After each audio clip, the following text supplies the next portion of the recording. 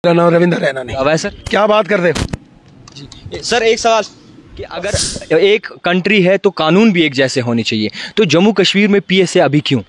370 के बाद कहा गया था कि नशा मुक्त जम्मू कश्मीर करेंगे। देखिए बिल्कुल, मगर शराब की दुकानें और खुल रही, बंद होनी चाहिए। मैं पेश की थी कि जम्मू कश्मीर में शराब बंद होना चाहिए, और अगर ऊपर वाले ने कभी मेरी कलम में ताकत दी तो देखो मैं ये लखनपुर से पार नहीं, अगर मैंने ये शराब वाले किए तो मेरा नाम रविंद्र है। ऐसे युवा हैं जो जेलों में अभी बंद है पीएसए के तहत। खैर लाने वाले कोई और पार्टी है, मगर ये तोहफा तो मिल सकता है। मुझे एक बात बताओ, इस वक्त हमारे साथ बातचीत करने के लिए मौजूद हैं भारतीय जनता पार्टी के प्रेसिडेंट रविंद्र रैना जी, और कश्मीर घाटी की लगातार चक्कर काट रहे हैं और नज़र दे रहे हैं कि किस तरीके से निज़ाम चल रहा है। होम मिनिस्टर अमित शाह जी का दौरा है कश्मीर घाटी में, और सारे जो भी इकदाम हैं रविंद्र रैना जी की जानिब से जो है लिए जा रहे हैं। सबसे पहले सर आपका बहुत शुक्रिया वक्त देने के लिए। सबसे पहले सवाल रहेगा, होम मिनिस्टर अमित जी का दौरा है, किस तरीके से जो है आपने नज़रसानी की, किस तरीके से जो है सारे इकदाम संभाल रहे हैं आप? हमारे मुल्क के मोहतरम होम मिनिस्टर जनाबे वाला अमित शाह साहब आज से जम्मू कश्मीर के दौरे पर आ रहे हैं। आज वो जम्मू पहुंच रहे हैं। कल राजौरी के अंदर बहुत बड़ी रैली मुनक्कद की गई है और वो बड़ी रैली को ख़ताब करेंगे, और 5 अक्टूबर को बारामूला के अंदर एक बड़ी रैली वहाँ के स्पोर्ट्स स्टेडियम में होने जा रही है। अमित शाह साहब की इन रैलीज़ में ज़बरदस्त जन सैलाब उमड़ के आ रहा है, चाहे वो राजौरी पुंछ के लोग हों या नॉर्थ कश्मीर में बारामूला, बांडीपुरा और कुपवाड़ा के लोग हों। इन दोनों बड़ी रैलीज़ में एक जन सैलाब आपको देखने को मिलेगा। 4 अक्टूबर को जो राजौरी में रैली होगी वो एक तारीखी रैली होगी। राजौरी और पुंछ की हिस्ट्री में इतनी बड़ी पॉलिटिकल रैली कभी नहीं हुई जितनी बड़ी रैली इस बार होने जा रही है। और वहीं अगर आप बारामूला में होने वाली 5 अक्टूबर की रैली की बात करेंगे तो होम मिनिस्टर साहब एक बहुत बड़े जन सैलाब को खिताब करेंगे। आप देखेंगे कि जितनी दुनिया ग्राउंड के अंदर होगी उससे डबल दुनिया ग्राउंड के बाहर होगी। अमित शाह जी का जिस तरीके से दौरा है, लोग आशंका लगाए बैठे हैं, हालांकि आपको भी देखकर आशंका लगा रहे हैं कि अरविंद रैना जी कब कोई हमारे लिए सहूलियत का बयान दें, और इसी के साथ साथ अमित शाह पे बहुत सारी आशंकाएं हैं। क्या कुछ डेवलपमेंट के बारे में, लोगों के बारे में, लोगों के हित में? मेरी बात सुनिए, जो काम मोदी साहब ने, अमित शाह साहब ने डेवलपमेंट के जम्मू कश्मीर के अंदर किए हैं वो 70 साल यहाँ किसी ने नहीं किए।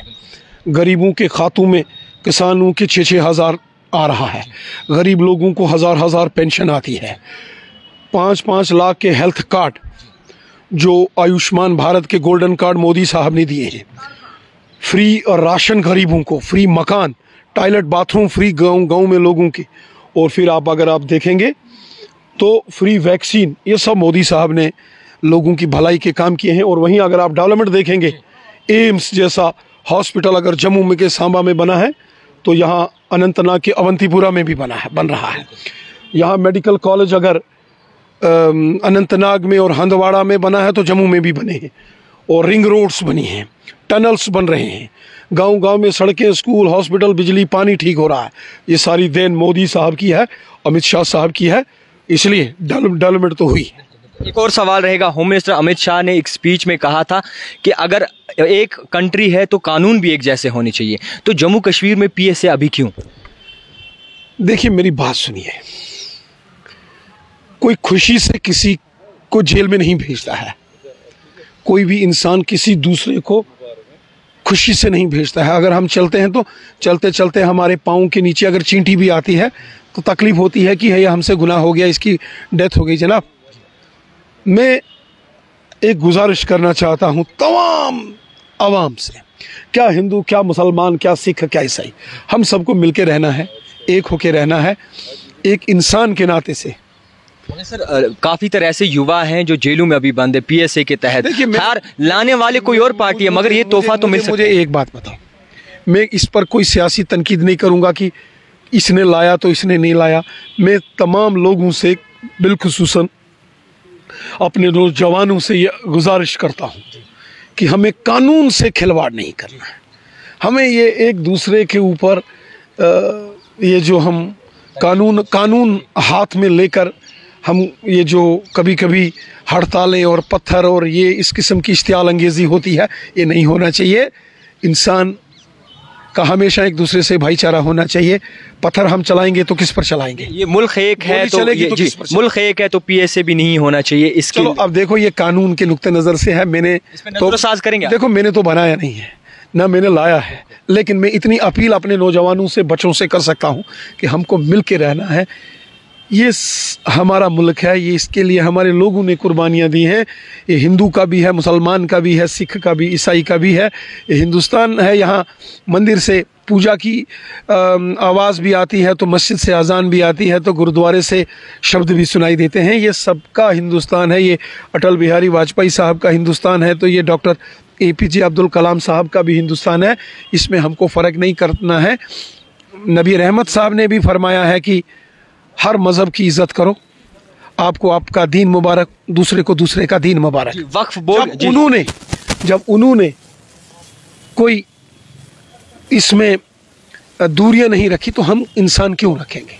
इसलिए मिलके रहना है, हर एक को दूसरे की इज़्ज़त करनी है। एक घर में भी अगर छोटा बड़े की और बड़ा छोटे की इज़्ज़त नहीं करेगा तो घर नहीं चलता है।